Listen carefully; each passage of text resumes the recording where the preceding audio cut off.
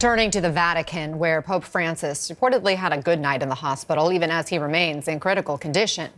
The 88-year-old pontiff receiving treatment for double pneumonia and kidney issues. NBC's Ann Thompson joins us now at the Vatican. Also with us is pulmonologist and MSNBC medical contributor Dr. Vin Gupta. So, Ann, what is the latest on the Pope's condition this morning? Anna, well, Vatican sources tell us that the Pope is awake today, that he is eating and he is in good spirits. But as you say, he is still in critical condition. And because of that, he is still receiving treatment, particularly that oxygen therapy that he needs to help him breathe, as he battles both double pneumonia and mild kidney failure. Around the world this morning, prayers for Pope Francis. Outside the hospital in Rome, the hopes of many expressed in candles, balloons, and messages. At New York St. Patrick's Cathedral, Cardinal Timothy Dolan saying out loud what few have been willing to say. As our Holy Father, Pope Francis, is in very, very fragile health and probably close to death.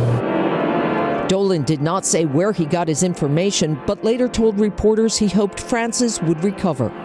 In Asia's East Timor, where the Pope visited last September, the faithful pray at a cardboard cutout of the pontiff, his face on the obelisk of his hometown Buenos Aires, where he was the cardinal. Francis, who never let age or health issues slow him down, is now well into his second week at Gemelli Hospital. With chronic lung disease dating back to when he lost part of a lung as a young man, the Pope's situation is described as complex by the Vatican. He had a prolonged respiratory crisis Saturday, which required supplemental oxygen, then blood transfusions because of a low platelet count associated with anemia. Now, along with double pneumonia, he is dealing with initial mild kidney failure. At St. Peter's Square, the Pope's health is top of mind for cousins Amy Etten and Kathy Gregory. Well, we've been praying for his health.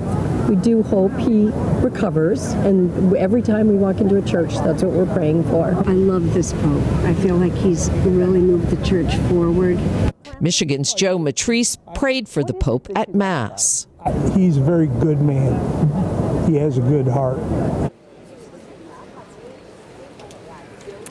And those prayers will continue tonight. To be a rosary service every night from now on, as long as the Pope is hospitalized here in St. Peter's Square. It will be led by the Cardinals of Rome, and the first cardinal to lead that service will be Vatican Secretary of State, Cardinal Parolin. Anna? Ann Thompson, thank you for bringing us that report.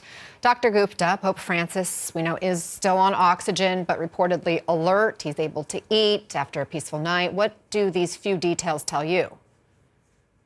It encourages me, Anna. I will say people that develop pneumonia, what we really look for is, are they awake? Are they alert? Are they able to get out of the bed to the chair, which I understand over the weekend we were parsing through some of the reports from the Vatican, he's able to do. Those are all really good signs. I should say for your viewers out there, sometimes things get worse before they get better. The need for high flow oxygen, higher concentration at higher pressures into the lungs, sometimes that's necessary and things will get worse, and he has underlying lung disease. So this is not surprising, but I'm encouraged. But he's also suffering an issue with his kidneys. How does that fit into the picture here? So piecing this together, recognizing I don't have all the data, what I would say is he probably has a severe pneumonia, given the need for high flow oxygen, likely has what we call sepsis. So that means his body is in an inflammatory state. And so, Anna, typically we'll see anybody in the ICU, or if you have a loved one, or if you've been in the ICU with double pneumonia, you'll know that sometimes other organs are impacted. So mild kidney failure, which appears to be the case, it's not uncommon. I expect it. If this is, common things being common, will reverse itself just as he gets better. So I'm not as worried about that. We typically see it. We also typically see things like anemia and needing blood transfusions in the hospital, especially in an ICU setting. So none of these things are complexities or complications that I'm surprised by. Great to have your expertise to help provide perspective on all of this. Dr. Vin Gupta, it's good to see you. Thank you so much. Thank you. Next on Ana Cabrera Report.